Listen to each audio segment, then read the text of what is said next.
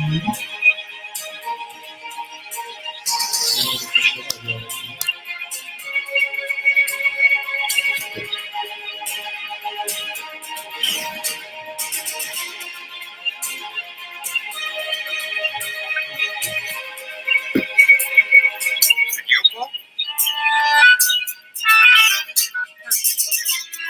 Office है क्या? 5 star hotel है।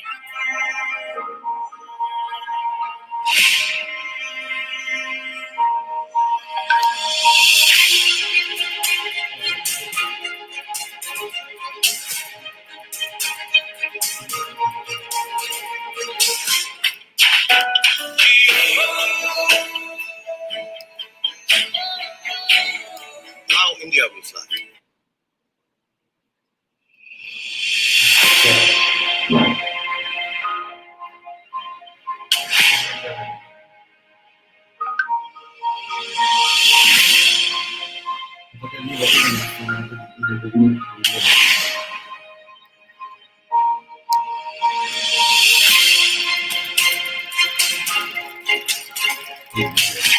The second video after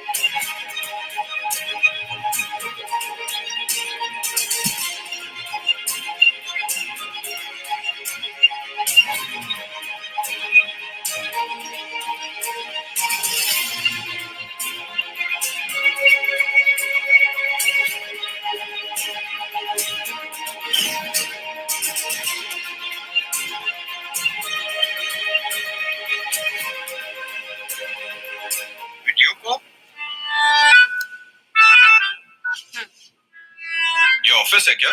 5-star hotel है।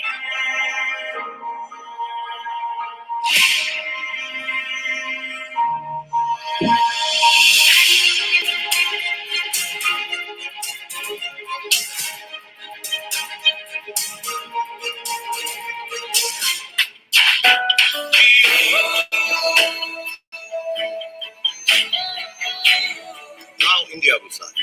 Geo is here. Experience it.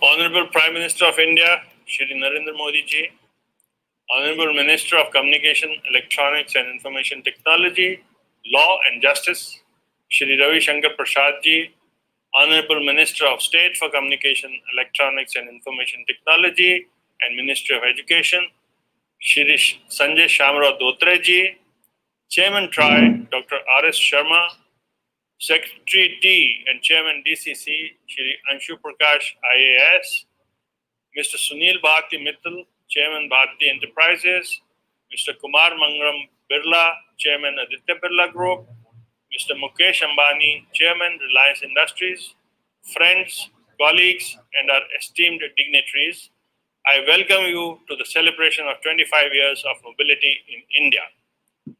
Today, COI also celebrates its silver anniversary. It was constituted in 1995, and we are excited to celebrate this day of the association. We would also like to congratulate our members, Nokia and Sterlite Technologies Limited, who have also completed 25 of years in the industry with us. Today, we have other companies in the sector like Sienna and MediaTek who have joined us, thankfully, to celebrate this historical moment. We are grateful to all of you.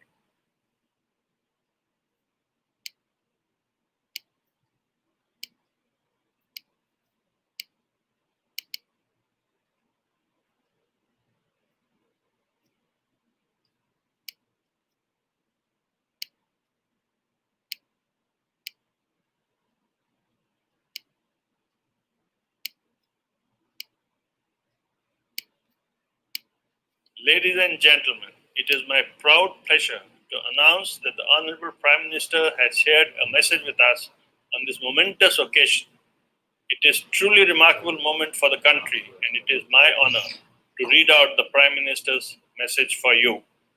The Honorable Prime Minister has written, and I quote, I am pleased to learn that a webinar is being organized by the Cellular Operators Association of India, within brackets COAI, in association with the Department of Telecommunications. The theme of the webinar, especially of interest since it is about 25 years of mobility, Desh ki Digital Udaan. When the first mobile call was made in India on the 31st July 1995, very few would have known the possibilities that it could usher in. Indeed, reality has painted the picture of a digitally connected world better than what we could have imagined. From voice calls to webinars, from 2G to 5G, from digital elitism to digital democracy, the journey of digital connectivity has covered an astonishing distance. The connectivity was a privilege. Now it is a tool of empowerment.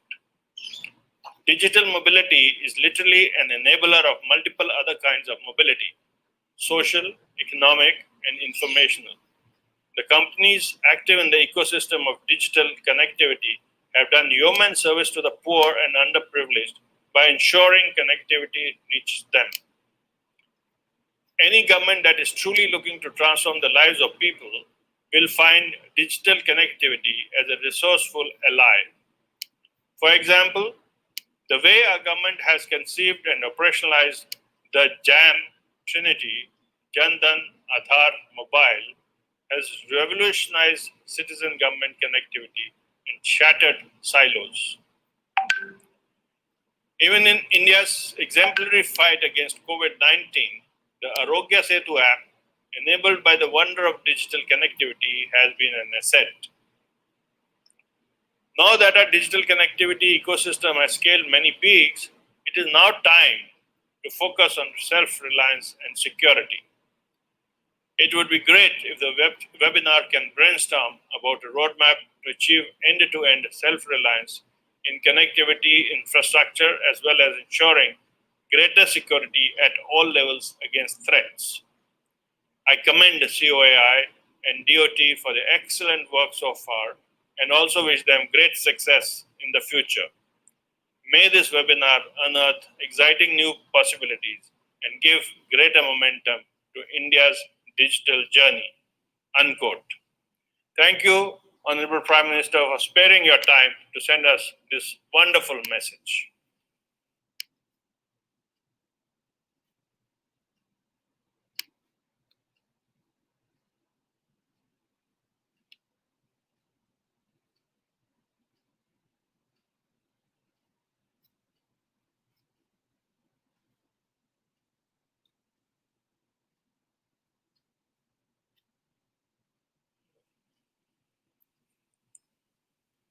The telecom sector has connected more than 1 billion Indians, and it shows no sense of abating.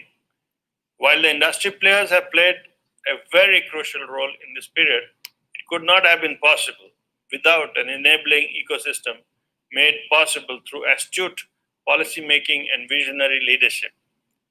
We are honored to have a message from such a visionary, Shri Ravi Shankar Prasad Ji, the Honorable Minister of Communications, Information Technology, Law and Social Justice.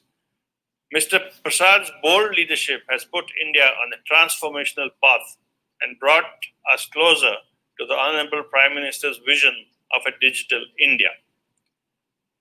Let us present the message from the Honorable Minister.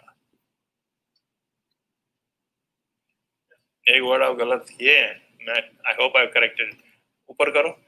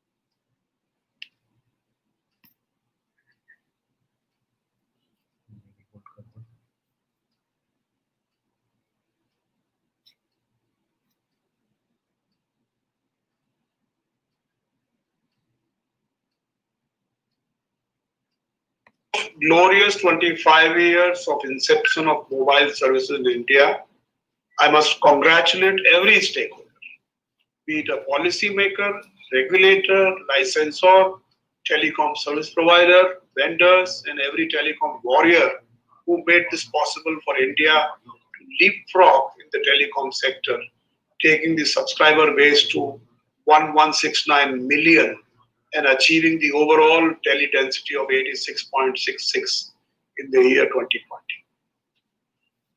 The process of liberalization in any country, in our country, began in the right earnest with the announcement of the new economic policy in July of 1991, which led to liberalization of many sectors, including the telecom sector. In 1992, the value-added services were opened for private participation, following which radio paging, cellular mobile, and other value-added services were opened gradually to the private sector. Till 1994, telephone density in India was barely at 0.8%, as against the world average of 10%. This is percent when I say it means 10 per 100 persons. It was in fact lower than many of the developing countries of Asia like China, Pakistan, and Malaysia. First phase of liberalization of cellular mobile services took place in November of 1994. In this process, 8 licenses were issued to provide companies for Delhi, Mumbai, Kolkata, and Chennai. In the year 1995, after following competitive bidding process, 34 cellular mobile telephone services, CMTS licenses were awarded in 18 state service areas. The licensee was required to pay license fees annually. This was beginning of the change, the way we communicate forever, and ushered in a communication revolution in India. In the first telephonic call to mobile telephone, the then Union Telecom Minister, Sri Sukhramji, and the then Chief Minister of West Bengal, Sri Jyoti Basuji, had spoken to each other using handheld mobile phones on July 31, 1995. The National Telecom Policy announced by the government in 1994 sought to change this position by allowing for the participation of private entities. This led to the opening up of the basic telecom services in addition to the value-added services such as cellular services and radio paging that had already been thrown open to private participation in the year 1992. At the same time, there were about 8 million telephone lines with a waiting list of about 2.5 million. Only 40,000 villages out of a total of around 600,000 villages in the country were covered by telephone services.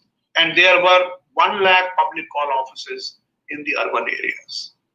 So this was the scenario at that point in time. Now I'm told that there will be questions and then I'm supposed to answer.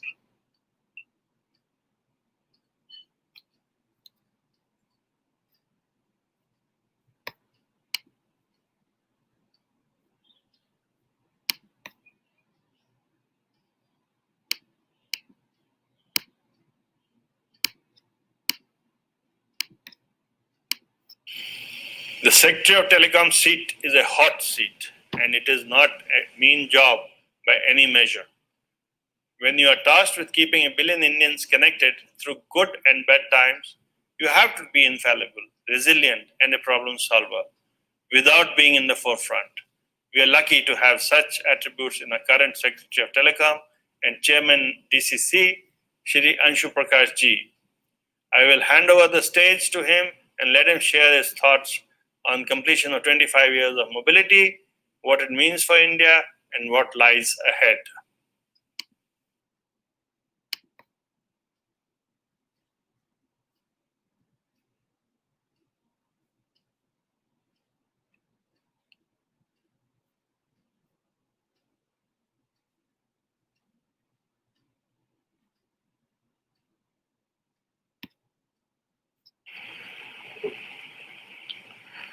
Friends, at the outset, my greetings to all of you on this historic day which marks the completion of 25 years of mobile telephony in India. In the journey of these 2.5 decades, beginning 1995, we have witnessed phenomenal growth, adoption of new technologies, penetration and proliferation of mobiles across the length and breadth of India. Mobile telecommunications has become central to India's development story. All of you who are or have been stakeholders in this important journey deserve congratulations for all your efforts, relentless pursuit of goals, and remarkable achievements. I also take this opportunity to recognize and applaud the stellar role played by the telecommunications sector in keeping India connected during the lockdown and restrictions necessitated by our fight against COVID-19. It is the telecommunications networks which enabled each one of us to remain in touch with our friends and relatives. No flights, no trains, no road transport. What connected us was telecom. Healthcare workers and doctors, law enforcement agencies, essential services, government authorities, among others, were able to deliver effectively due to the voice, data, and video connectivity enabled by telecommunication networks. Despite the surge in data consumption, and we were very closely monitoring how data consumption was increasing, I am happy to note the Indian telecommunications networks did not fail us even once during this period. I recall the mid-90s when the mobile phones being used by us were heavy, looked clumsy, and were essentially used for voice communication in a mobile setting. The rates per calls were unaffordable, especially for roaming calls. Both incoming and outgoing calls were charged. But that is history. Since that period, what we have achieved appears to be unimaginable. The mobile density in India has now become over 85%. The data usage per month per subscriber is over 10.5 GB, perhaps one of the highest in the world. And the cost of data is perhaps the lowest in the world at just about $0.25. With fast adoption of 4G technology, we also witness a great leap in better quality of service with high speed of downloads and high quality voice, data, and video connectivity. The telecom infrastructure industry has also fared with distinction. India has led the world with the concept of sharing of towers. Today, the number of towers in India is over 6 lakhs and is rapidly expanding. Mobile phones have become both vital and central in our daily lives. The very role of mobile phones has changed in the last 25 years. From an alternative to fixed line voice communication, today mobile phones are the backbone of e-governance, e-commerce, value-added services, and most important, empowerment of citizens. The mobiles today are without doubt a necessity. They are a basic requirement in the list of essentials. Water, food, fresh air, followed by access to and availability of mobile and smartphone coverage. The internet and broadband revolution rides on telecommunication networks. Smartphones are our link to the world, and we all use mobiles all the time as we travel and get on with our daily life. Friends, while we have every reason to be proud of our success, we must also realize that the period ahead is full of challenges.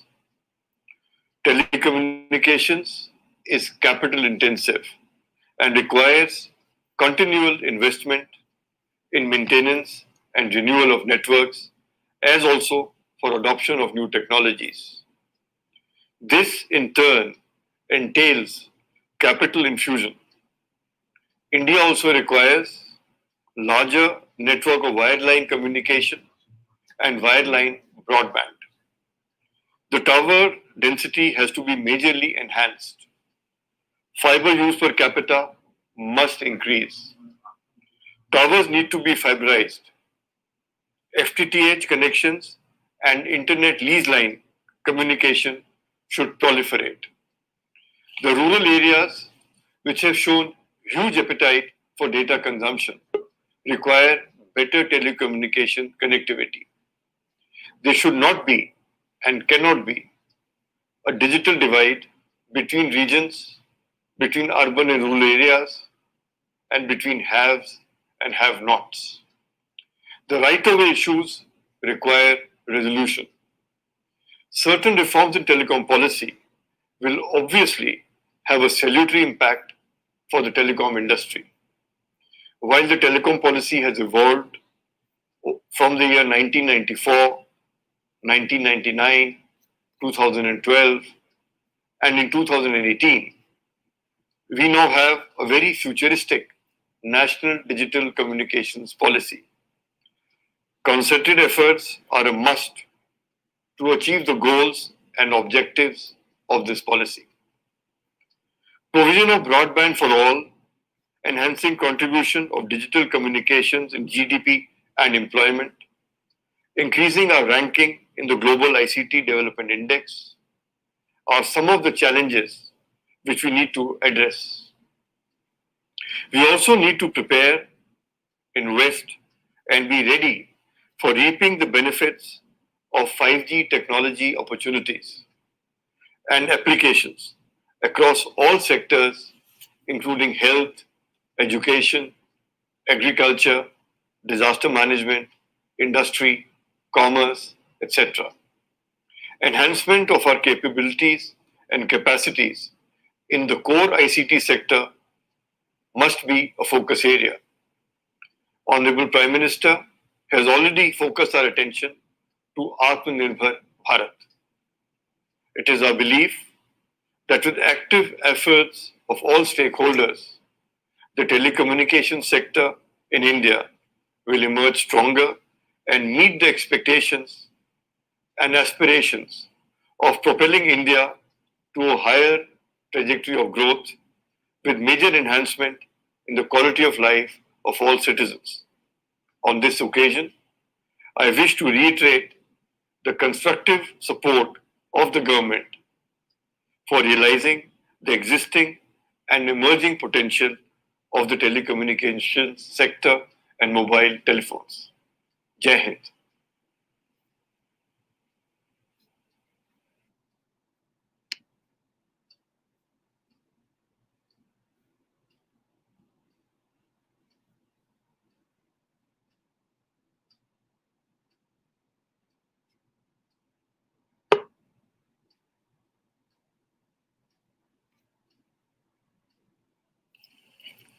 25 years is a long time, and we have certainly come a long way during these 25 years. The industry has changed a lot, and the way India communicates has changed even more. In the ever-changing industry, one of the constants has been the leadership of Mr. Sunil Bharti Mittal, who has not only been a part of the industry as the leader of Airtel, but he was also the founder chairman of COAI. Let's listen to Mr. Sunil Bharti Mittal on this important occasion.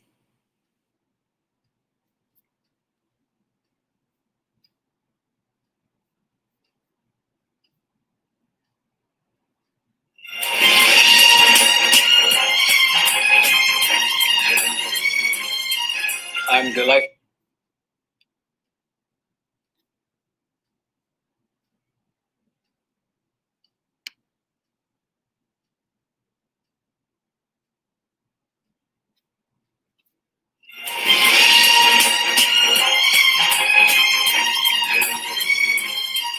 I'm delighted to be participating in the 25-year celebration of the mobile industry under the aegis of COAI. 25 years back, the India started its journey on this mobile wagon. Airtel and a few others started off in the metro cities, giving services to the rich and elite. And COI was formed at that point in time. As the founder, chairman of COI, I, along with other entrepreneurs, started to dream about India having mobile phones in every nook and corner. 25 years have been glorious in every respect. Today, over 1 billion people are connected in India, and not just in cities and small towns, but deep in villages and rural areas. Indian story of 1 billion people connected on the mobile network, of which nearly 600 million people are on broadband internet, is a story which is unparalleled anywhere in the world. COI played a very important role in shaping this industry and ensured that the competitive environment, government regulations and policies were well crafted towards the growth of India's digital dream. However, we have seen the operators move from 2 to 12 over this period of time, and today we are back to 3+1 operators serving the vast land of India. Given the digital dream that our Prime Minister has, Telecom indeed is playing now a very vital role in ensuring that the societies are connected, and Telecom works as a digital spine for the vision of digital India. We believe that the tariffs that we now apply in India are perhaps the most affordable anywhere in the world. Customers are enjoying over 15 GB of data usage per month at the most affordable rates anywhere in the globe. For less than 200 rupees, people are accessing their applications, music, entertainment, vital government services, DBT access, financial inclusion, all that is being done for the vast majority of our country. Telecommunication has also emerged as the frontline corona warriors. In this difficult time of pandemic, Telecom has played one of the key frontal role in our society in keeping everybody connected, in keeping peace and calm, but importantly, ensuring that the economic engine continues to move forward. I cannot imagine how any nation during this COVID-19 would have survived without a robust telecom network. And I really would like to compliment all the telecom players and the people who have led this from the front to have ensured that India remained connected and connected with high quality broadband services.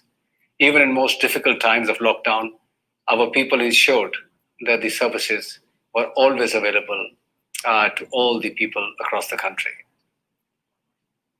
Digital India is a vision that the country holds very dearly.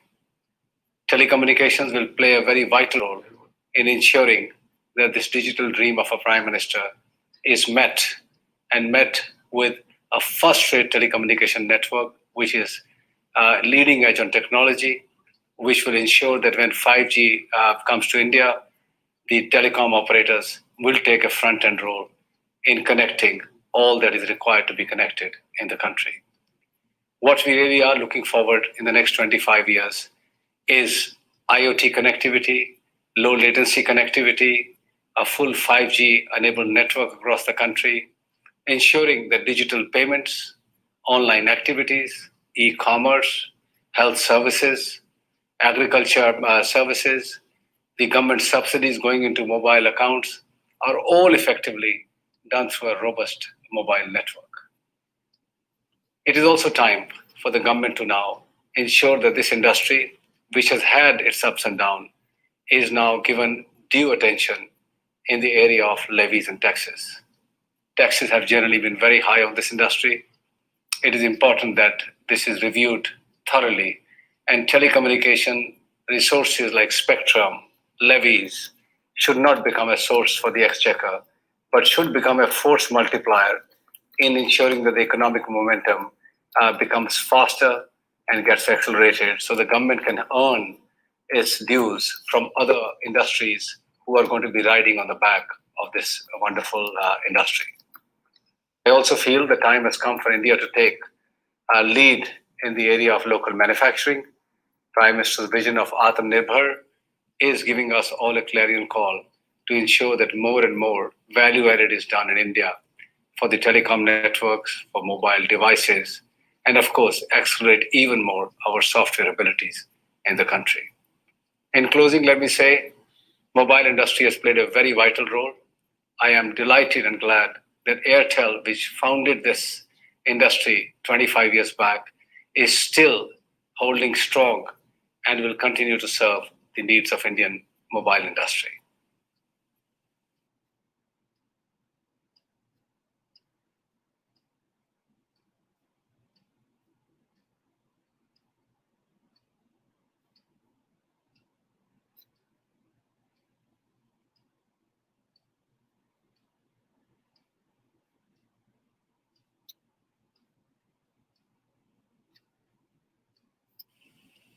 Ladies and gentlemen, our next guest does not need any introduction. His forward-looking and visionary leadership has been a catalyst for a data-driven industry. Let us hear from Mr. Mukesh Ambani himself.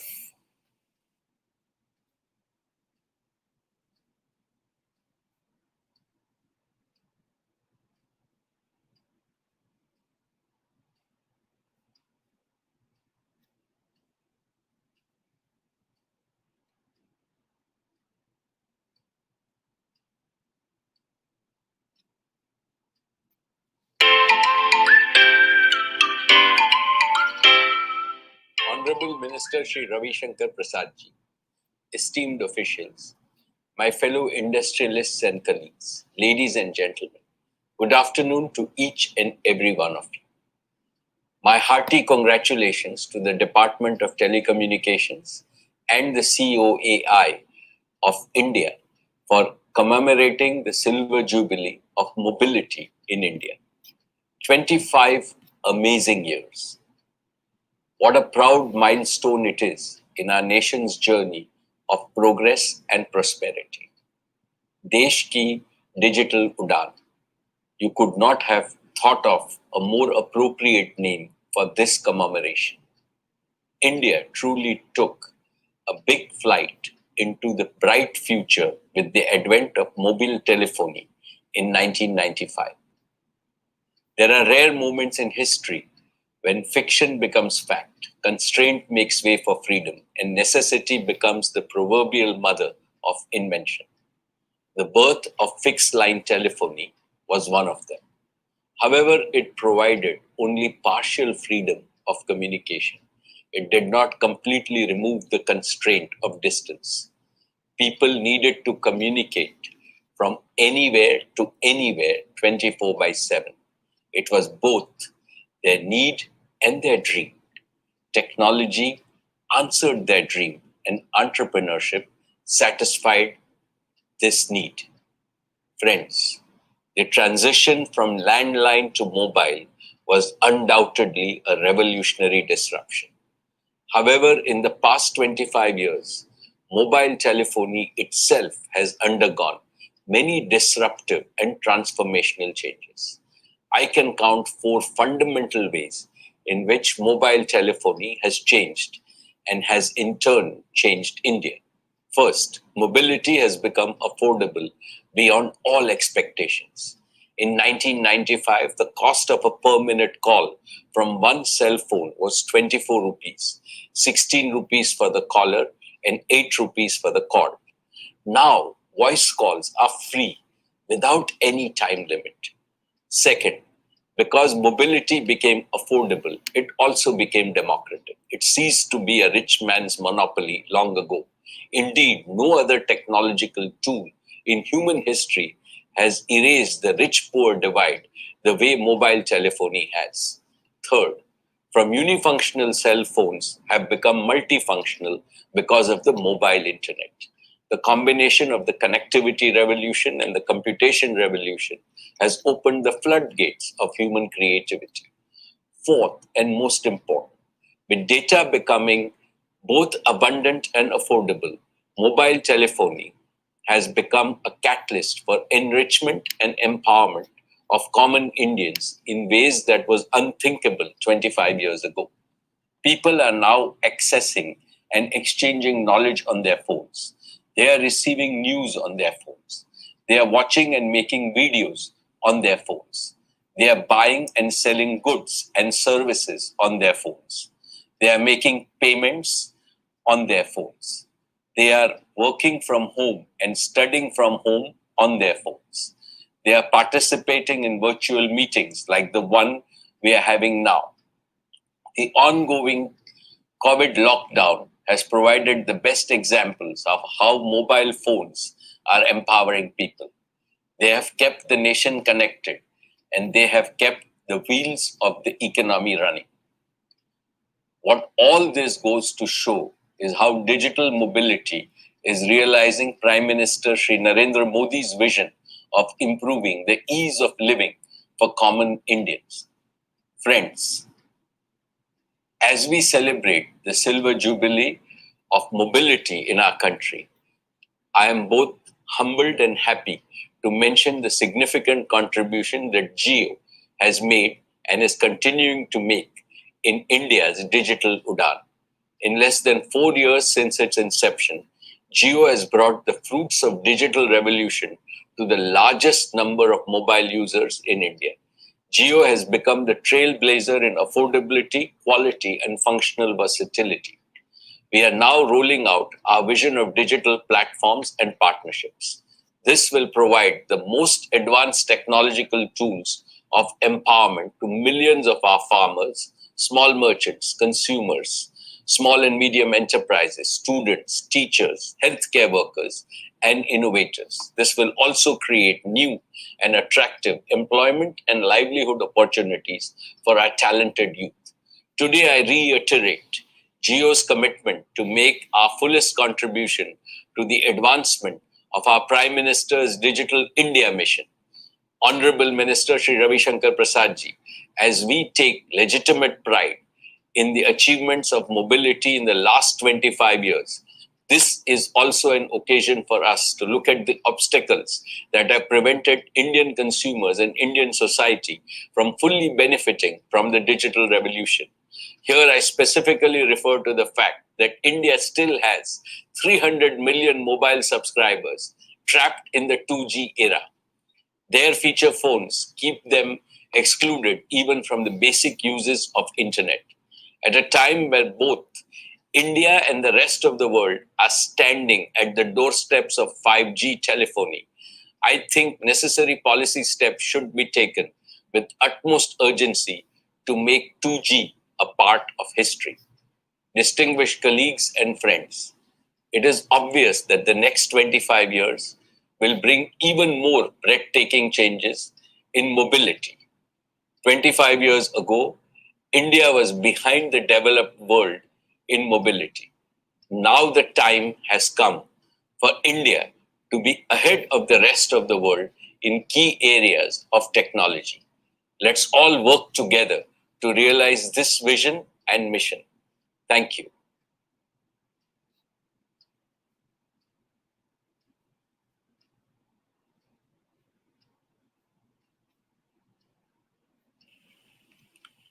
Ladies and gentlemen, it's been wonderful being with you today, celebrating our 25 years of existence. I would especially like to thank the Honorable Prime Minister, the Honorable Minister of Communication, the Honorable Minister of State, Secretary T, Mr. Sunil Bharti Mittal, Mr. Kumar Mangalam Birla, Mr. Mukesh Ambani, Mr. B.K. Modi, Mr. Anand Agarwal, Mr. Sanjay Malik, Mr. Rajesh Nambiar, Mr. Anku Jain, and Mr. Jaideep Mehta for their active participation in the celebration. I would also like to thank all those who send us felicitations on this momentous day. I thank all the people who tuned in to watch the program and be a part of our celebration. The last 25 years have been busy connecting India, and now we shift our focus to transforming it. I now invite Mr. Jaideep Mehta, the CEO of Mosaic Digital, to take the stage and moderate the next panel, Connectivity Beyond Telecom. Mr. Mehta, the stage is yours. Thank you. It's a pleasure to be here moderating such a senior panel of industry leaders and following three titans of the industry who've given us such positive and amazing messages. So thank you for having me, and thank you for having us. Indeed, as you've heard from the likes of Mr. Ambani and Mr. Mittal and others, the telecom revolution has really reshaped the country in many ways over the last generation. And I add my congratulations to the industry for an unbelievable journey over the last 25 years, really. No one could have imagined the kind of impact the telecom industry would have back in the early 90s in so many different ways. And I'm at risk of repeating what some of the others have said, but I'll so therefore carry on. Because one of the things that has perhaps not been appreciated so much is the role that the surrounding ecosystem has played in actually making the telecom industry successful and really making all of us as consumers of telecom services so happy with what we get. These are the folks who are the component suppliers, the technology providers, the chip manufacturers, the software companies, the OEMs, the network equipment providers, and so on. And really a big part of our panel today is focused on the role that the industry has been playing. And I am delighted to have four very, very senior industry leaders in the shape of Mr. Anand Agarwal from Sterlite, Mr. Sanjay Malik from Nokia, Mr. Rajesh Nambiar from Sienna, and Mr. Anku Jain from Media on the panel today with us. Welcome to all of you, gentlemen, and it is my pleasure to connect with all of you, and special welcome to my old friend Anku as well. Good to see you. Yep. Hi. So let me jump in straight away, folks, because in the interest of time, the reality is that as the previous two speakers said, the telecom industry has come a long way, and right from a perspective of technology, the quality of service, the type of services that we consume today using our mobile device, the devices themselves, all kinds of pretty much all dimensions. And I'm seeing the four of you, and I'm saying, there is probably a 360-degree technology conversation to be had here. So without further ado, let me start with Mr. Anand Agarwal. Some opening thoughts from your side, sir. Sure. Thanks, Jaideep. First and foremost, I would just like to congratulate the industry and COI for delivering 25 years of mobility in India. And coincidentally, this is also for STL. All of us at STL, we are celebrating 25 years of developing and delivering optical fibers from scratch, from silicon, bare silicon in India, with all value addition done in the country. So I fully agree with all the discussions that happened just before this, that the last 25 years were about connecting India, about telecom, and about coverage.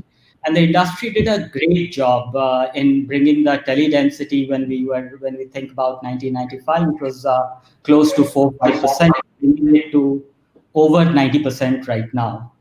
Most of the country today is connected with mobility and has seen tremendous gains from that in terms of productivity, efficiency, and across the board in terms of connection.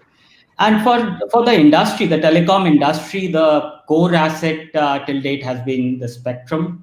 which was leveraged to its maximum capacity to provide great coverage as well as connectivity. And telephony was the killer application. And I think the next 25 years will be all about digital. And as the DG said just now, it will be all about transformation. It will be about transforming India. And digital is a completely new paradigm. It's just not an extension of telecom, but a completely, I believe, a different orbit. With digital, we have multitude of applications, multitude of services, from education to banking to e-commerce to e-governance, and all riding on the digital highway. And there is a clear separation in digital between the infrastructure, where we have the converged network, the connectivity compute ecosystem. There is the content end, there is applications, there's device and sensors, and then there are users which go beyond individuals, which are including the AI and machines. So it's going to be a multitude of unleashing multiple industries from one end of the infrastructure, application, content monetization, as well as both human and non-human users. Sure. And we'll cover some of those as we go along, Mr. Agarwal. I think some very interesting points you've raised there, and I make a note of a couple of them to maybe come back to later. But moving to Mr. Sanjay Malik, so when we think about networks, and indeed when we think about iconic brands in the telecom ecosystem, I think Nokia is definitely always right up there. Many of us of a certain age have a lot of nostalgia about Nokia as well. But today, of course, they're powering up the infrastructure for many of the large telcos. So give us your take, just a couple of minutes, some opening remarks from your side. All right, yeah, thanks. And first of all, again, thanks to CAI for arranging this event to celebrate such an historic moment of this 25 years of telecom industry. I mean, I think one thing is that if there is one industry which has really touched the lives, the livelihood, the business, small kirana store to large business houses, and along the strata, low income group, high income group, I think there is one industry in India which has touched all of that, has been telecom industry. And yeah, I would not say that I am old, but yes, I am one of the person who was involved in that first call which happened, first GSM call which happened in Kolkata. And so from there, from quite a few perspectives, we have come a long way as an industry. So I think we heard from the industry stalwarts already, so I will not touch upon the topic of tariffs and the number of subscribers and all that. But look at this, that when the first GSM call happened, we were about 5 to 7 years behind the globe, behind some of the other developed countries from the technology perspective.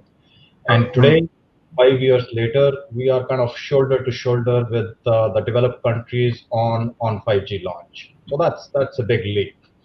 From again industry employment, we were like just about 1,000 people at that time, and today we are employing around 4 million people into this telecom industry. And so this kind of technology has really provided kind of a big leap. And yes, there are some of the new things which have to be done going forward, and I will touch upon that. But I think from, as I said, that from industry perspective, it has taken a big leap. And now coming back to your question of Nokia, think about it, that we were part of that call, and that call was made on Nokia 2110, which used to be one of the popular phones, may not be popular today, but one of the popular phones today, on a Nokia equipment and Nokia base station. So we are part of that. And today, if you think about it, out of all, I think it's about 4 to 5 billion calls which happen every day. Every call goes through one of the Nokia element. Wow. And that's a fantastic place to conclude your opening remarks and just demonstrates the continuing relevance and power of the Nokia brand. Rajesh, Sienna Networks, or I think now you're just called Sienna, if I'm not mistaken, is one of the, I think to many folks who are not in the industry, a very well-kept secret. And yet it is, one of the most amazing companies in terms of really powering up next-gen networks and intelligent connectivity. I know some of the work you folks are doing around IoT. So do share some opening thoughts with us just for a couple of minutes. Sure. Thank you, Jaideep. I hope you can hear me well. Yes. Look, truly appreciate this invitation to be part of this beautiful panel here, right? So this is a great moment, as all of you said, and as Anand and Sanjay also reiterated, that we are celebrating this 25 years of mobility in India. And I believe that we at Sienna have been a part of the journey as well, in not as long as probably what the other two were, but at least about the last 15 years or so, with a local presence, and even before that, without a local presence. We not only look at just the market in India, right? But we also look at investing heavily into the R&D centers and our labs that we built here. In fact, India is the second largest lab for us worldwide, with about 2,000 people or so here in Gurgaon. But the presence of our local R&D center has actually helped quite a bit for our Indian customers, actually, to stimulate and solve problems. So Sienna partnered with the operators in solving these India-specific issues, as we call it, and that's what gave us, I believe, a lot of credibility and quite honestly, the growth as well. So if you go back, people talked about several years of what we've been doing. If you look at the 1998 to 2008 timeframe, around 10 years around that time, the operators are truly looking for solutions to solve problems they faced, right? I mean, especially with the multiple simultaneous fiber cuts in the backbone network. Of course, access was predominantly microwave those days. Specific solutions like ASON control panel with auto routing diversity, that has actually helped operators to meet their SLAs. So, but that's all the past, what we're saying. But when we look at the next several years, and I think you mentioned next 25 years, but I believe that an adaptive network is should be our vision for an ideal network, sort of end state of an ideal network. And then, that really utilizes automation guided by the analytics and intent-based policies to rapidly scale, self-configure and self-optimize by constantly accessing the network pressures and demand. So that's what it is. And then we can certainly talk about what we need to do around connect, sense, and act. But I think there's a lot going on there, Jaideep. So we can come back to that later. Absolutely. And Anku, the story of connectivity starts and stops with the chipsets. And again, MediaTek is a very well-kept secret to those who are not intimately familiar with the industry. But you're a company who've made a tremendous contribution to the mobile ecosystem already. And now with next generation chipsets coming in, enabling automotive IoT and connected devices and so many other amazing things. What are your views about where you see the industry heading? Just give us a couple of minutes from your side here. Okay, so I'd like to first, say I'm really glad to be part of this panel, and it's a very esteemed panel and part of this historical moment. So I'd like to take two examples for the young viewers. There are some things which they may not have seen in their lives. If you see 25 years ago, I remember to make a call, long distance call, when I had to book a trunk call, and one has to wait for 1 to 2 hours to get that call made to a long distance user or maybe international user. And now, and then the second example is to pay for that call, one has to stand in a queue for an hour, right, to pay the bill. So it was, and that's how far we have come, right? I think this 25 years of mobility, it's really a great moment, and it's we are really making history right now. We have seen that moment, and now where we are, it's a long past, a long thing for us. And as MediaTek, you rightly mentioned, MediaTek is a global fabless semiconductor company, and we have been powering all these devices like mobile phones, smartphones, VADs, and so on. So we are the chip designers, and we are the kind of the brain of all these devices. So what we and we are in India, we have been part of Indian journey since 2004, and so this is it's been almost 16 years that we have been part of the Indian journey, and we have, as Rajesh mentioned, we also have a great R&D center. We have in fact 3 centers in India. So we are doing a lot of research and development for the current technologies and the upcoming technologies. Like if you see the next 25 years, 5G would be a great enabler for low latency and high bandwidth and multiple devices being connected and so on. So I think we are absolutely up there to be part of that journey, and we are very excited. I think this industry absolutely is so exciting, so high tech that it's sometimes you feel going ahead of time. It's really really exciting. So it's great to be part of this panel, and I think that as we go along, we can discuss more about the kind of things which MediaTek is doing and what we look forward to for the industry as well. Wonderful stuff here. Thank you so much, Anku. I think if I were to combine the essence of the opening remarks from all 4 of you, what I get more than a sense of history is a sense of excitement about the future and what's coming in the next 25 years. And while a lot of us tend to focus upon the journey so far, I think the journey coming up in terms of next generation networks and connected devices, more video consumption, the induction of artificial intelligence into our devices and how we consume services.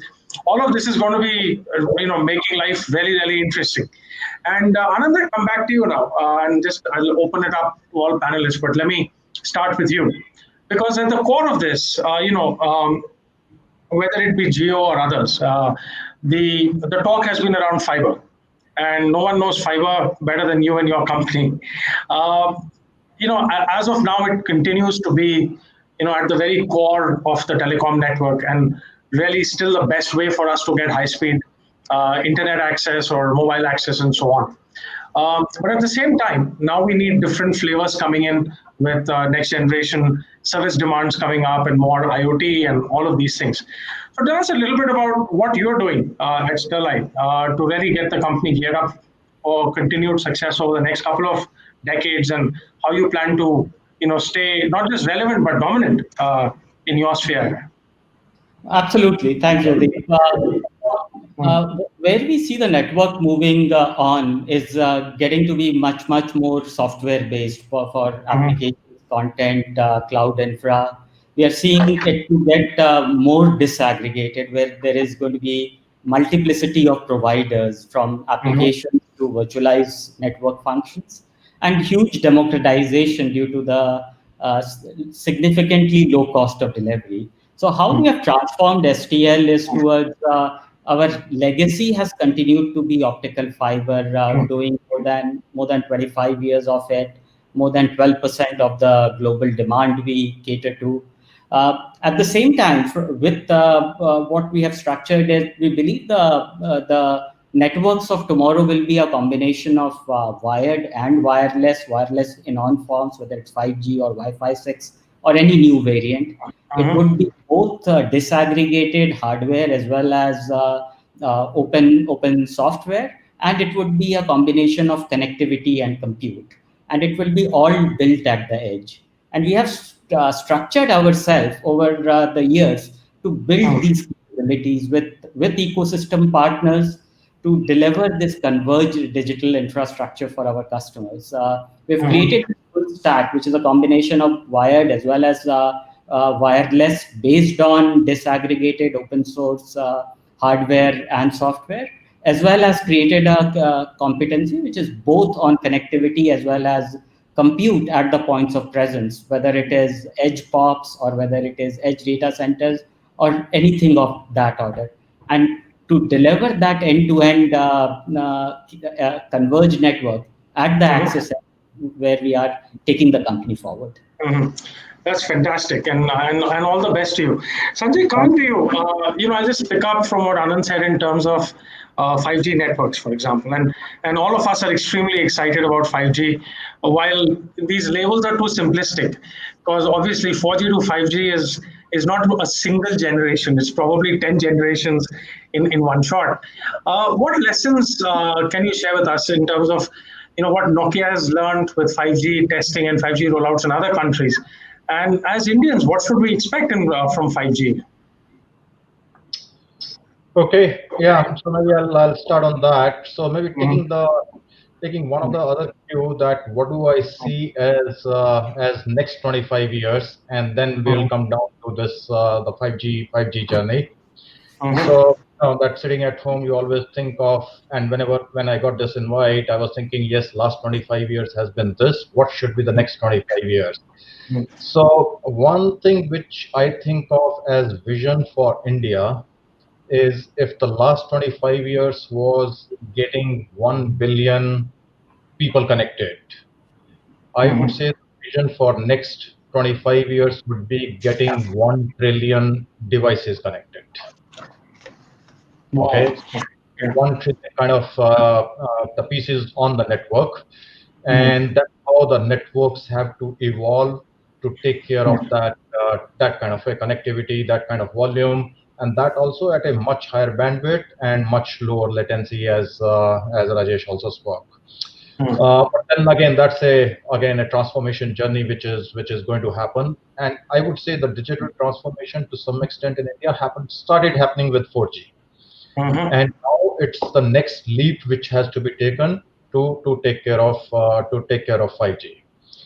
So I think maybe two or three topics on the 5G evolution, and as you rightly said, that it is not just a technology upgrade from 4G to 5G, it's a ecosystem upgrade from 4G to 5G, and learnings from some of the global levels. So we have about 83 contracts where we are rolling out 5G, and a quite large number of that is live already. So what's happening there is, so one thing which has been proven very well with 4G launch here in India is the supply creates the demand. So the bandwidth had increased in India, people started using it, and look at it that today India is one of the topmost data consumption country. We never thought about it when we were doing 3G, right? So once the supply was there for the data bandwidth, it got consumed. And so that's exactly going to happen once we move from 4G to 5G. Second, yes, there is always a discussion on the applications and the use cases which are supposed to be there. And frankly speaking, yes, from our perspective, we have to think about the use cases which are going to impact India. Okay, so the entertainment part, the video part, streaming, that will happen. The VR and the reality will keep on happening there. But I think more on the use cases like helping in the healthcare, helping in agriculture, making the productivity of the factories by about 20 to 30% higher with the Industry 4.0. So those kind of use cases have to come, and that's where the whole ecosystem has to work together. And from Nokia perspective, that's where we are saying that from 5G manufacturing, we are manufacturing that here already in Chennai factory. We are exporting it already. Then from the 5G deployment, look at it that sitting in India, we are deploying networks for 5G outside. So we are developing that competency here itself. We are managing Fantastic. All power to you, sir. Yeah. All the learning startup that we start early, then get this ecosystem ready for the next 25 years. Long may it continue. Rajesh, let me come to you. So, just picking up again from where Sanjay left. When we look at 5G, then we think of IoT, we think of connected devices. In parallel, there is everyone's excited about artificial intelligence, for example, and, speculation about the moment of singularity and so on. But really what we've seen is the ability for value creation is really about amalgamating all of these and bringing them together, right? And so tell us a little bit about the work that you've been doing at Sienna to bring some of these, the power of some of these technologies together and really make them deliver like next generation value, if I can call it that. So absolutely, while there is a lot of value in individually these, whether it is 5G or AI or IoT, they're all very powerful technology. They have a lot of use cases on their own.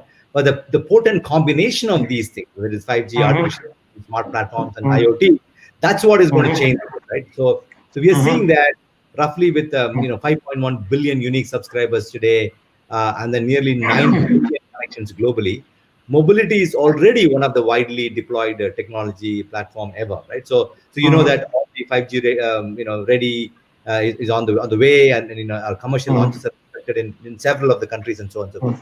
But we believe that programmable connectivity is what is actually going to make the biggest difference for the amalgamation that we talked about. And for that, and we call them adaptive network. And the way the foundation of that adaptive network is going to be based on basically three things: connect, sense, and act, right?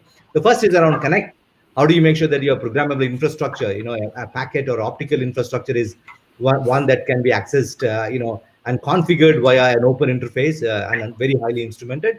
On the sense side, on the analytics and intelligence, collecting network performance data and then really analyzing it for this using AI or provide the ability to more accurately predict the potential of network problems and anticipate trend by turning mountains of data into actionable insight is another a big part of that. And the third is going to be, how do you do software control and automation, like whether it's a multi-domain service orchestration, federated inventory, and truly centralized, and then software-defined controls. And again, Anand talked about that as well.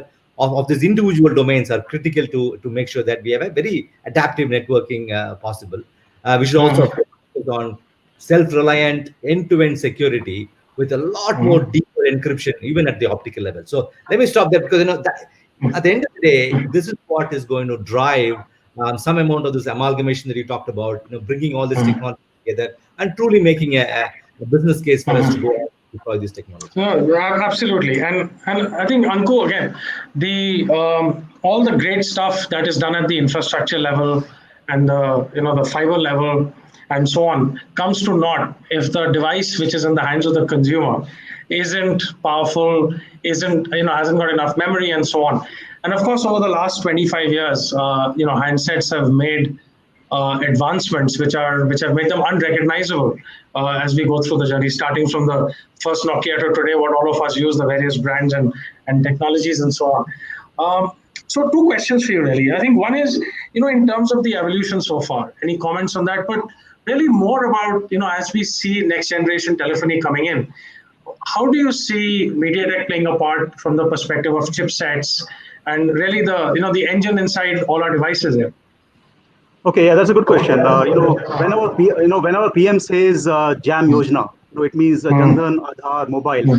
So MediaTek has done the mobile part to a large extent. So we have actually democratized computing, and it's great feeling that the mobile ecosystem is accessible to the entire gamut of population in India. So I think we have played a big role in doing that. So this, as you said, the journey, we have played a great journey from feature phone to smartphones, and also from 2G, 3G, 4G, and of course 5G right now. So we have been part of this journey as well. So MediaTek's vision is that we would like to make connectivity an equal opportunity. I think today the power of a user, whether it's a middle class or maybe a low, maybe a bottom of the pyramid, I think everyone who can be connected, that is the power that he can get. Right now, even in COVID situation, we are able to do online education, online gaming, and so on. I think all this is possible even for every user. It's not only for the people who are rich. So MediaTek's vision for the future is about absolutely democratizing it more and more. And regarding the upcoming evolution, I think other speakers have mentioned about 5G already. So MediaTek has been at the forefront of technology for 5G on the handset side. So last year in 2019, we unleashed our Dimensity series of chips, which are flagship products for the very high-end smartphones, which are 5G enabled. And this year we have also announced other variant of chips like Dimensity 720, Dimensity 800, and so on, and 820. So all these chips are the objective is that we would like to make this technology again available for the various segments of the market, not only for the high end. So that is what I say, we like to democratize computing and enable the end user to have power in his hand. And that will help him to use things like AI, IoT, and so on. So that's a vision we have for the next few years. That's fantastic. And let me pick up. I think there's 2 or 3 of you have spoken about your company's vision to continue the process of democratizing access to telephony. And I think, given especially the terrible pandemic which has afflicted us, not just in India, but all over the world, in the form of the COVID pandemic right now, this is, a very, very potent idea because so much can be delivered through telemedicine and just through access to information using mobile telephony to even the most disadvantaged folks economically. So I'll open this up to whoever might want to take it up. When you think about the social impact that telecom can have, whether it be through a pandemic or through helping those less fortunate to kind of come up, or through the delivery of education, that's another hot area today. How do you see this over the next, let's say, 3 to 5 years? What are the interesting things that we can look forward to as a society, which your companies will enable, and then the telecom service providers will be able to deliver? I'll open this up. I think, as I mentioned earlier, the online access itself is a big enabler. If you have a smartphone which is affordable, and then you can use it to access, let's say, online education, that can make a big social impact for every type of user, right? And then, of course, as you mentioned, telemedicine, and even today we are using remote doctor calls, right? We can do that quite well. So all these things are getting more and more adapted. It's not just high-tech stuff. It is actually something which is being done on the ground, right? And I think these are making big changes in the coming times. Okay, cool. And let me just ask one last question, because then we are flat out of time. One of the other things that we are seeing is a rise, a phenomenal rise in cyber attacks, both on us as individuals and sadly on us as a country as well. And it's well documented now, some of the defense challenges we are facing. So maybe one of the other panelists can weigh in. And in terms of how do we address some of these? Will 5G be able to help us? Is it a more secure ecosystem? Sanjay, Anand, Rajesh, any of you might want to take a stab at that? Yeah, so maybe I can add a little bit on that. But yes, it has become a big issue, and especially for the infrastructure provider and the application provider and all that. But yes, security has become a big challenge. So for 5G, secured standards are definitely much higher than previous technology. But because it is connected to so many devices, so many things, even the vulnerability is higher on 5G. So there is enough effort which has been done by people like 3GPP and all that to come out with standards. But I think we have to take one step higher of having a end-to-end kind of a security ecosystem for the operators, for the application providers, and for the connectivity providers. So that, because as of now, it is looking at element by element, application wise. That part. It's a bit fragmented, huh? Yes. So it is a little fragmented, and I think if the view is taken to maintain it end to end, and that's why a security strategy, security platforms, whatever is coming up, so that will be taken up. That will be taken up. But I don't think. I just want to add to what Sanjay was saying, right? I think at the end of the day, providing that end-to-end security. Also, as I said, multi-layer security is available today. How do you make sure that even you can do the deeper level encryption and even the optical level? So I think moving that across layers and having an end-to-end strategy is going to make a big difference as we move forward.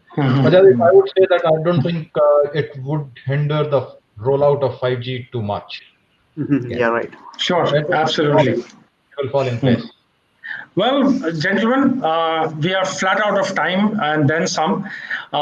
It's a sign of a great panel is when 40 minutes fly by and you don't even realize it. And certainly, I didn't realize we'd chewed through so much time so quickly. Thank you for your refreshing thoughts. I wish you all the best. Both as a participant in the industry, being part of the media sector myself, we are dependent on all of you and the telecom service providers to deliver our product as well. So I have a very, very personal, very personal objective to make sure that you folks are successful. But I think more importantly, as an Indian and as a member of member of society, 5G and next generation telecom is going to be revolutionary for all of us. Right, from the most well-to-do people to those who are most disadvantaged, from the youngest to the oldest, from the rural areas to the urban areas, is just going to be fantastic. And I'm personally really looking forward to that. I think it has the potential to usher in a true revolution, to bring in a more equitable society, to bring in a more prosperous age for all of us, a more secure age for all of us. And I think that really is the really, really important piece. But before I sign off, I think the producers want to throw in a couple of questions. So we're happy to take them if we have time. And you can put them in the chat box and I'll be happy to kind of verbalize them here. So one question which has come is that is 5G capable to take the tariffs even lower? Do we think the cost will drop even further? I don't know how much further it can drop from free, which is why voice calls are trying. Maybe you can pay us for making calls next year. But on the data side, perhaps on a more serious note, Mr. Agarwal, you want to go with that? Absolutely. I mean, if you just see the way the cost of transporting a GB has been decreasing significantly, and the fact that now that GB is going to be computed also very close to the point of consumption. So absolutely, the amount of GB is going to go up exponentially, but the cost per GB will also go down. So the Moore's law, which typically applies in computing, is now going to start applying in connectivity and TV transfer as well. So basically, the connectivity cost per unit will go down. Now it's up to us how much we want to consume, right? Absolutely. I think, folks, we are. Sorry, please. Now, how much scale do you build up along with that? How much scale do you build up? Absolutely. Detailed question. So. Yeah, I think, from a discussion perspective, we're going to have to wrap up here. But for the benefit of the audience, we have another very, very special program coming up. And while we're preparing for it, we're going to be playing a couple of very interesting videos for your entertainment, enjoyment, and information. So please do stay tuned in. And Rajesh, Anku, Sanjay, and Anand, thank you very much, gentlemen. It has been an absolute pleasure moderating this panel and anchoring this discussion. I hope you enjoyed it as much as I did, and I hope the audience enjoyed it as much as I did. Thank you very much for your time and for your wonderful thoughts. And thank you, Jaideep. Thank you. Appreciate it. Bye-bye.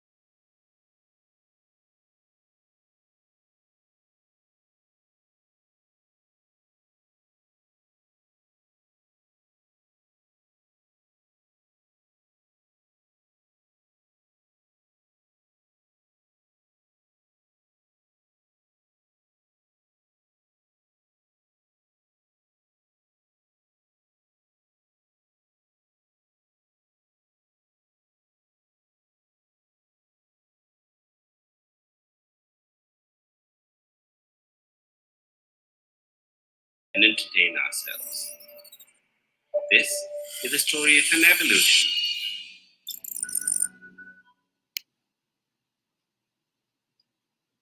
It all started with the birth of the internet.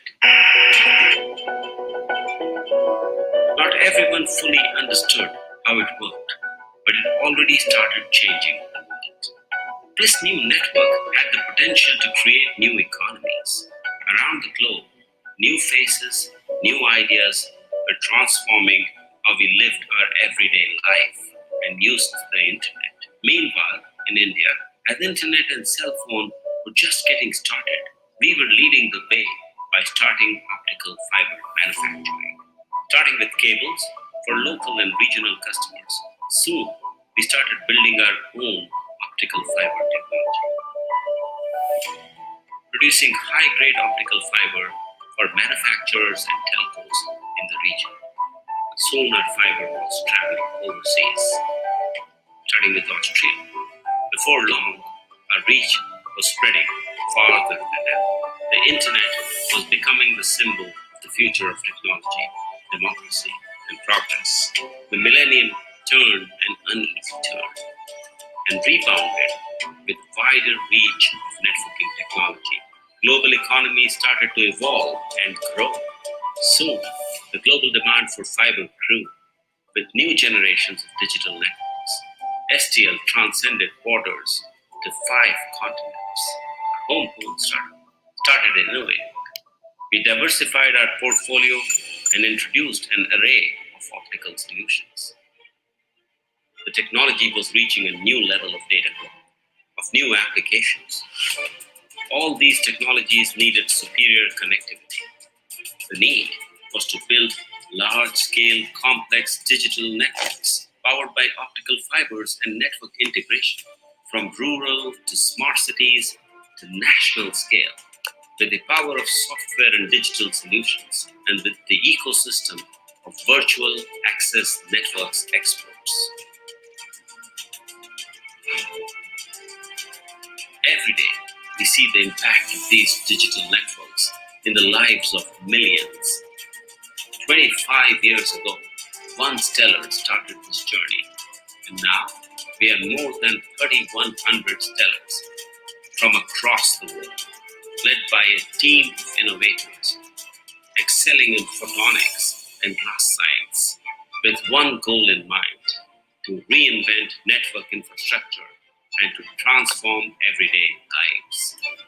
With the legacy of creation, the path of transformation, from producing fiber to integrating digital networks. And this journey has only begun. STL, 25 years of optical fiber.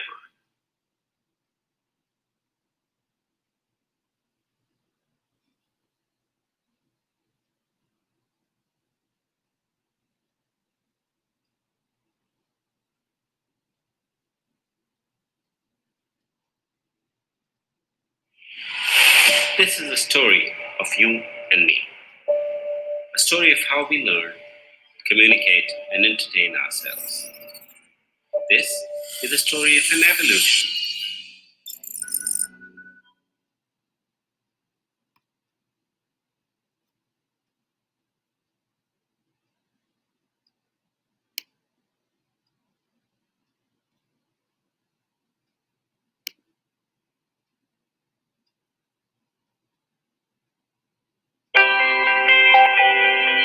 Nokia has been adapting to the needs of an ever-changing world for over 155 years. From a single paper mill operation in 1865, Nokia has nurtured success over the years in a range of industrial sectors. Today, Nokia creates the technology to connect the world. In India, Nokia has been connecting people since 1995, the year when Indian telecom history was written, and the first GSM call was made on a Nokia handset over a Nokia network.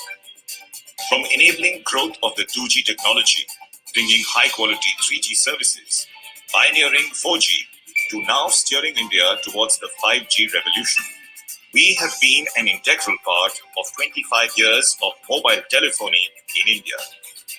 With an unmatched quality of products and services, 15,000 workforce, and a presence in almost all major telecom circles, Nokia currently leads the market share in the industry.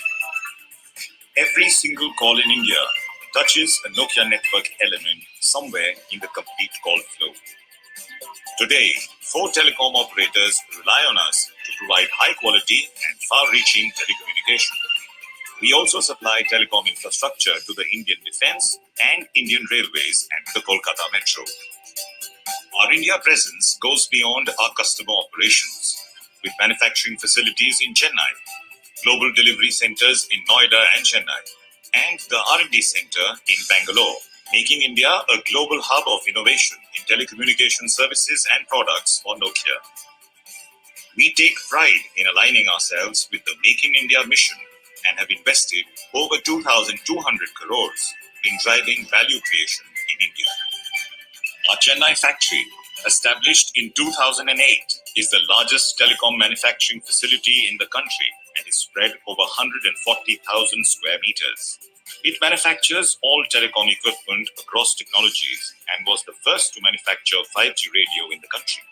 It is also India's first Industry 4 enabled factory. Today, 50% of the production is exported to over 100 countries. Our Bangalore R&D Center is one of the 4 global R&D sites for the company. It harnesses local talent for research in various global advanced telecommunication technologies such as cloud, big data analytics, IP, optical, and 5G. Nokia is also committed to developing communities in India, making over 1 million population in 350 villages disaster resilient and aiming to bring the benefits of broadband to 500 villages in an integrated digital ecosystem.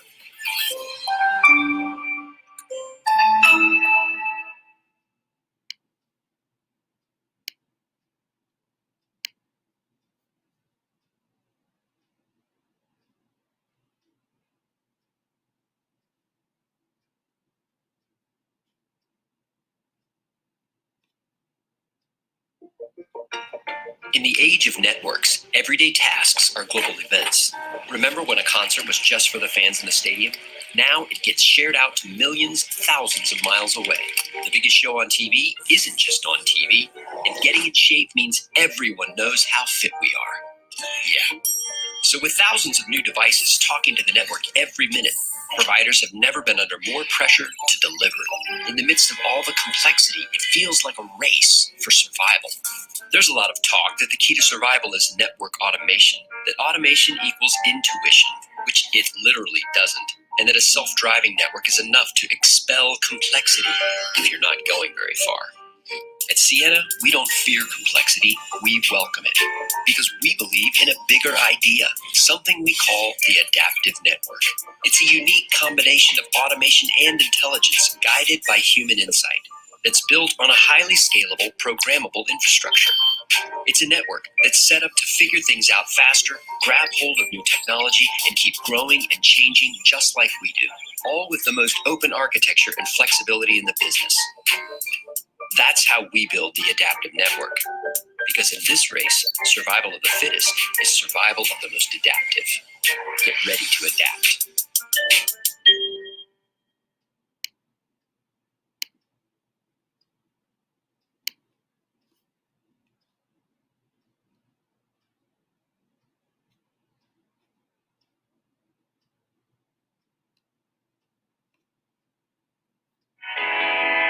We're bringing 5G to everyone across mobile, automotive, IoT, in the home, and beyond.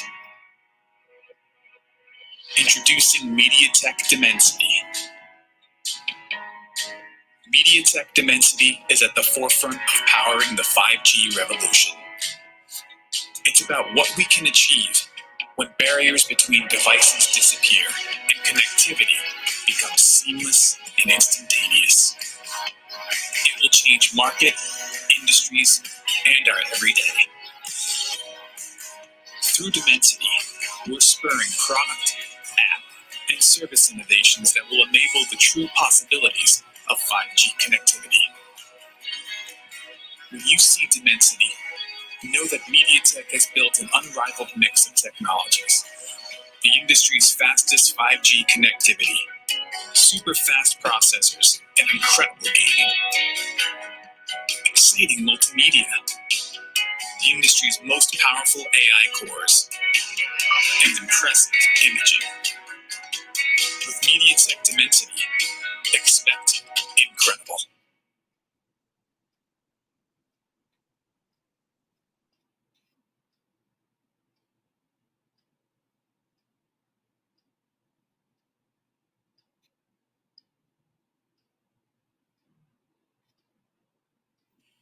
Ladies and gentlemen, it's been wonderful being with you today, celebrating our 25 years of existence. I would especially like to thank the Honorable Prime Minister, the Honorable Minister of Communication, the Honorable Minister of State, Secretary T, Mr. Sunil Bharti Mittal, Mr. Kumar Mangalam Birla, Mr. Mukesh Ambani, Mr. B.K. Modi, Mr. Anand Agarwal, Mr. Sanjay Malik, Mr. Rajesh Nambiar, Mr. Ankush Jain, and Mr. Jaideep Mehta for their active participation in the celebration. I would also like to thank all those who send us felicitations on this momentous day. I thank all the people who tuned in to watch the program and be a part of our celebration. The last 25 years have been busy connecting India, and now we shift our focus to transforming it. With that, I would like to say goodbye for today, and we'll see you in the next session. Thank you once again for tuning in. Jai Hind.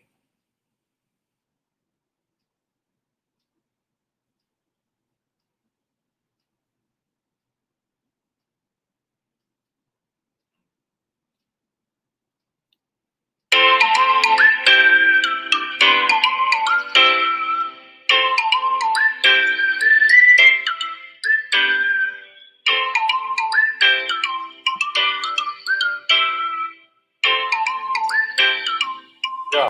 So I think when I got this license for Calcutta, I went to meet Jyoti Basu, and who was the chief minister, and I told him, "Hey, look, I feel I'm not fortunate because to set up a system in Calcutta is supposed to be very difficult because the environment there." So Jyoti Basu told me, "Hey, look, they are chief minister and they are the chief minister. I am the chief minister. And as such, you promise me one thing and I'll promise you one thing." So I said, "What promise you want from me?" He said, "You should be the first one. The Calcutta should be the first one to start the mobile service." Because this license was given to 4 cities simultaneously. And secondly, whatever issues you have, any kind of labor issues, other issues in my state, I will personally make sure that you don't have any problem and you have a direct line with me. And I must say, he proves his word. So at the time of opening, when we had Jyoti Basu to open our inauguration of the first call, he repeated this story in the public. And he said, "Dr. Modi made me a promise and he fulfilled the promise." And he asked me, did I fulfill my promise? I said, "Yes." Your Somnath Chatterjee at that time was industry minister. There were issues and you helped us to speed up to make sure we will be the first. And I think this became a history, not only for India, but for Calcutta. And every Calcutta brochures, they showed the West Bengal works because we got the first one to put the mobile service.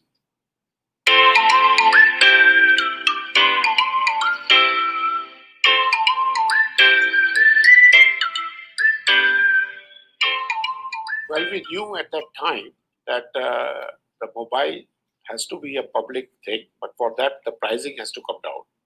The pricing was very high per minute at that time, and we were charging the peak hours 16 rupees per minute and 8 rupees per minute on a normal hours. So this was very high and not sustainable for the public at large. I must give a credit to Atal Bihari Vajpayee. When he became the Prime Minister of India, we told him, "Do you want this product to be for masses or for classes?" He said, "No, we are selected here by the people of India, so we would like this product to be for the masses." I said, "Then you have to change the system of charging taxes. So instead of charging fixed fee per year, you have to relate it to the revenue."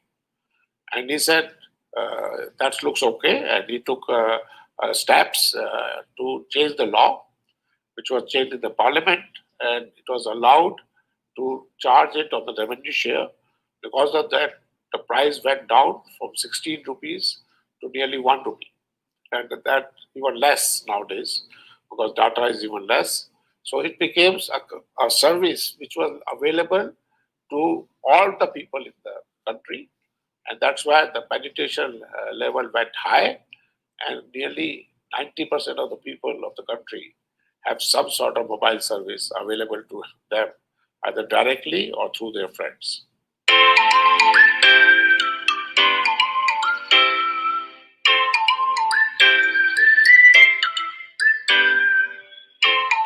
Well, I feel that there was a time where I played this game, but I'm ready to play a much bigger game now. Because now I want to build new India. And for building new India, I want to build new cities. I want to build wellness communities, which will use all these technologies. So if you want a digital education, you have to create an environment for that. So the whole environment has to be Wi-Fi. So nowadays, the issue is that Wi-Fi is also getting to Li-Fi and all that. So the data speed is the essence. So 5G is a starting point, go to 6G, 7G. But more than that, also you have to have a local area system, which is through Wi-Fi and Li-Fi. So people are connected. And this is very, very important that high-speed connection should be there. And if that is going to happen, I want to play a role in that. I'm not going to limit myself to telecom or mobile. I'm going into the lifestyle of India. What kind of lifestyle people should live in future. And I think there's a great future. I'm already on it. So I think for me, the future is even brighter. This is my next big industry I'm getting into.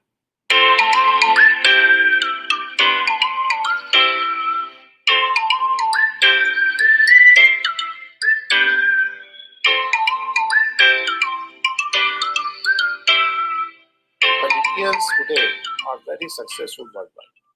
Every big city of the world, the Indians are the richest people completely there. And these Indians are like, they are American Indians, Singaporean Indians, British Indians, and they have their passport of those countries.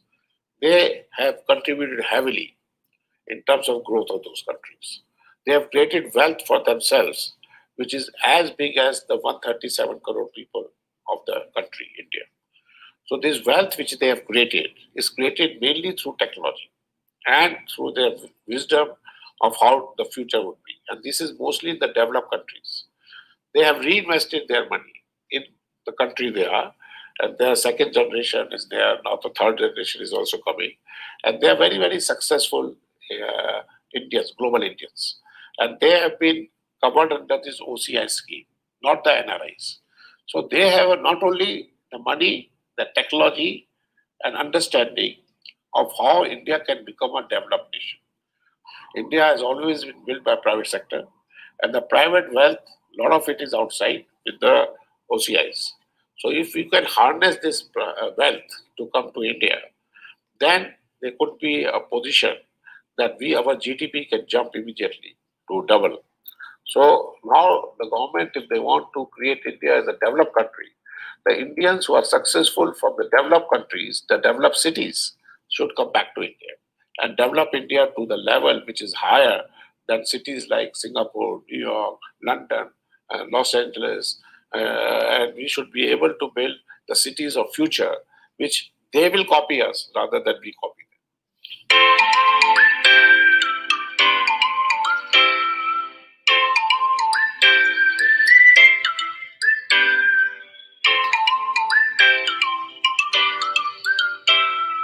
But for smart India, first we have to have smart people. Technology by itself has no meaning unless it affects the life of you. So you want to live a life using technology, which will be evolving, to lead a more productive life. So as a human being, the difference between human being in one country to another is the technology. The productivity level of people in US, China, and India differ what technology they have in their hands. The students today are bright, but if they don't have technology, they are not able to move to that level. So technology is a great equalizer. The technology brings human being at the same level. Today, the human being are not at the same level. Certain people have the technology, certain don't. And who don't have the technology are people who are close to the developing stage. And people who have the technology are the developed people. So I think technology will be the key for India to become the #1 country of the world, which I think it will become. And all the predictions says that by 2050, Indian economy will be #1 beyond China and US.